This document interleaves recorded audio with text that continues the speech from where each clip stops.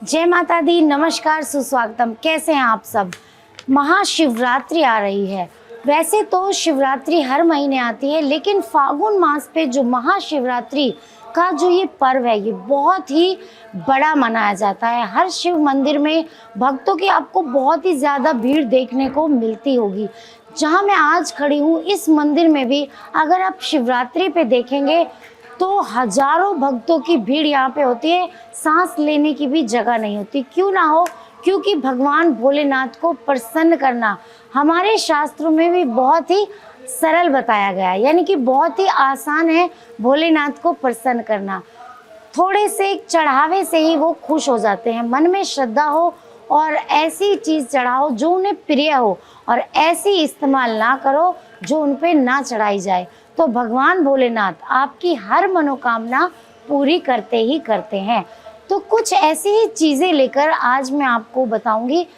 फूल और पत्तियों का एक विशेष महत्व होता है इस महाशिवरात्रि पर चढ़ाने का। तो वो कौन से फूल और पत्तियां हैं जिनको अगर हम चढ़ाते हैं भगवान भोलेनाथ पर, तो इसका एक अलग ही प्रभाव आता है आपके जीवन में। आपकी लाइफ में जो चेंजेस आते हैं वो एक अलग ही चेंजेस आते हैं, जिनका आपको असर देखने को मिलेगा अगर आप ये सारी चीज़ करते हैं तो। जैसे भांग धतूरा भोलेनाथ पर चढ़ाया जाता है, ये तो आप सभी जानते हैं, लेकिन इससे भी अलग वो कौन सी चीज़ें हैं जो भोलेनाथ पर चढ़ाई जाएं तो वो आपकी ऐसी मनोकामना पूरी करेंगे जो शायद आपके किसी और उपाय करने से ना हुई हो। क्यों? क्योंकि इस महाशिवरात्रि को जो फागुन मास में आती है, इसको एक बहुत ही स्पेशल बताया गया, और ये स्पेशल होती भी है क्योंकि इस पर अगर आपने भोलेनाथ को प्रसन्न कर लिया ना, तो आपके बल्ले बल्ले है, आपके वारे न्यारे हैं। आपकी मनोकामना पूरी करने से कोई नहीं रोक सकता। तो आइए बात करते हैं उसी विषय पे कि हमें कौन सा फूल चढ़ाना चाहिए और कौन सा नहीं चढ़ाना चाहिए। सबसे पहले बात करते हैं शमी के फूल की। शमी का एक फूल होता है, क्योंकि शमी का पौधा भगवान शिव को बहुत प्रिय है। आपसे मैंने पहले भी बताया है कि शमी का पौधा अगर आप भगवान शिव पर चढ़ाते हैं, शमी का फूल, क्योंकि शमी का पौधा शिव को बहुत प्रिय है, मैंने आपको पहले भी बताया है। तो शमी का फूल चढ़ाने से आपके घर में धन दौलत की कमी नहीं रहती। आप पे कोई मुसीबत आ जाती है तो वो आपकी दूर होती है। तो ये फूल आपको भगवान शिव पर महाशिवरात्रि के दिन ज़रूर चढ़ाना चाहिए। अगर आप अविवाहित हैं और किसी जीवन साथी की तलाश में हैं, तो आपको क्या करना है?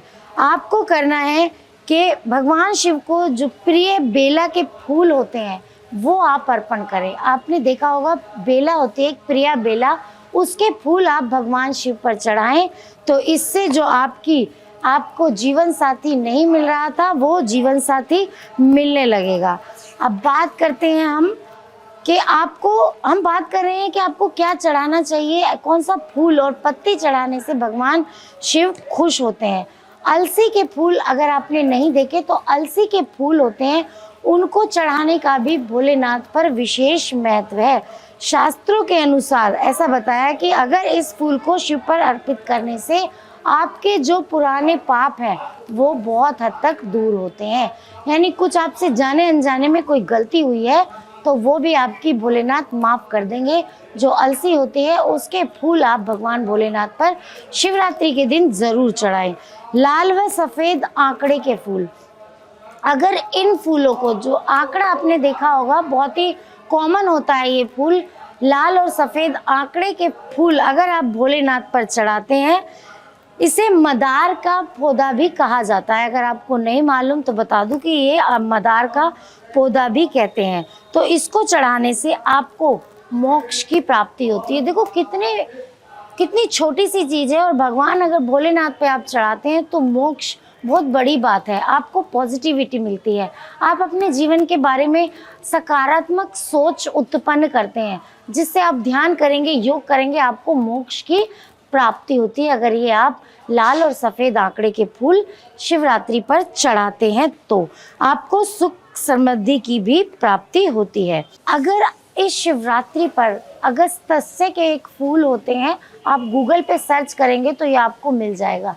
इसके फूल अगर आप चढ़ाते हैं तो आपको जीवन में मान सम्मान, गवर्नमेंट से रिलेटेड कोई वर्क, आपकी वृद्धि, जो आपको मान सम्मान नहीं मिल रहा सोसाइटी में, कोई आपकी बात नहीं सुनता, तो वो आपको मिलने लगेगा। इसी पुष्प के पौधे के नीचे अगस्त्य ऋषि ने बैठकर पूजा की थी, इसीलिए इन्हें अगस्त्य के फूल कहा जाता है। अगर आपको नहीं पता तो आप ये गूगल पर सर्च कर सकते हैं या मुझे भी कॉल करके आप पूछ सकते हैं। लेकिन अगर आप इसे चढ़ाते हैं तो आपकी मनोकामना तो पूरी होगी ही, लेकिन जो सोसाइटी में मान सम्मान, आपके गवर्नमेंट से रिलेटेड वर्क इससे बनने लगेंगे, क्योंकि शिवरात्रि पर किया गया कोई भी उपाय आपका बेकार नहीं जाता।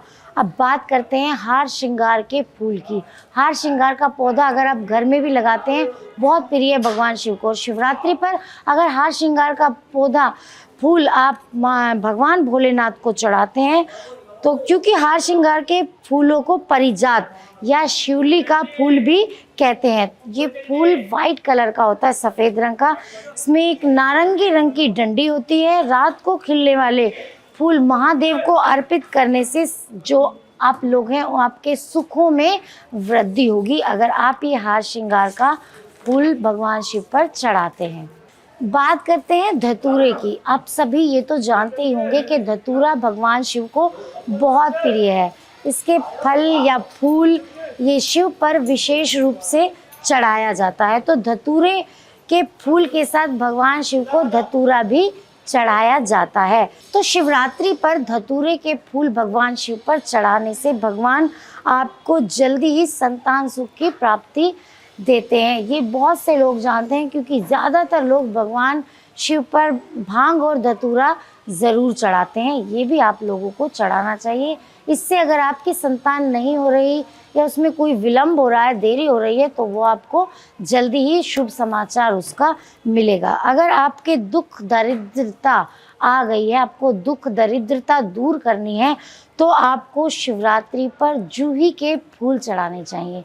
जूही के फूल से भगवान शिव की पूजा करें। भगवान भोलेनाथ बहुत ही प्रसन्न होते हैं जूही के फूलों से। कुछ चीज़ों का हमें पता होता है, जैसे भांग धतूरे का पता है, शहद का अभिषेक, जल का अभिषेक और गंगा जल से अभिषेक, और लेकिन फूल और पत्तियां हमें किसकी चढ़ानी चाहिए, कुछ चीज़ों का हमें पता होता है, लेकिन कुछ चीज़ों का हमें पता नहीं होता। तो इसी विषय पर ये वीडियो आपके लिए थी कि आपको क्या चढ़ाना है और क्या नहीं चढ़ाना है।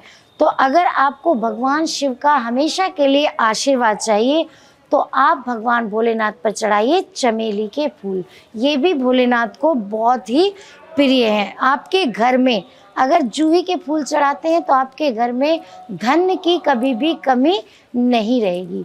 तो ये थी आज की जानकारी कि भोलेनाथ पर क्या चढ़ाएं और क्या ना चढ़ाएं। जो भी आप कार्य करें अच्छे से करें, सावधानी से करें, क्योंकि पूजा में कोई भी अड़चन अगर आती है, कोई भी बाधा अगर आती है, तो आपकी वो मनोकामना जिसके लिए आप वो कर रहे होते हैं मन में रख के, वो पूरी होने से रुक जाती है।